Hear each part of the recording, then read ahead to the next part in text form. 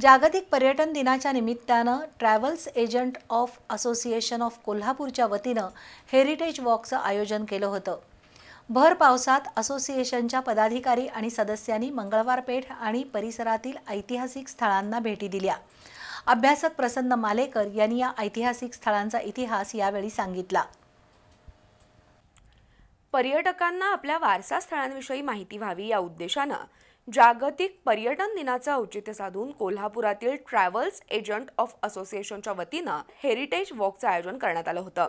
सकाळी 8 वाजता भर पावसात असोसिएशनचे अध्यक्ष बळीराम वराडे, उपाध्यक्ष विनोद कांबोज, सेक्रेटरी रवींद्र पोद्दार, खजिनदार संजय गांधी, संचालक नवनाथ सुर्वे, सतीश दळवी, इम्रान मुल्ला, सचिन सावंत, अमित चौकुले यांच्यासह पदाधिकारी शाहू स्टेडियमजवळ साठमारी इथं एकत्र आले।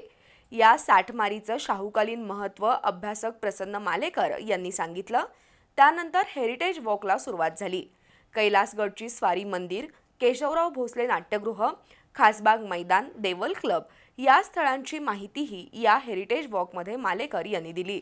या माध्यमातून असोसिएशनच्या सदस्यांनी वारसा आणि प्रसिद्ध स्थळांची माहिती घेतली।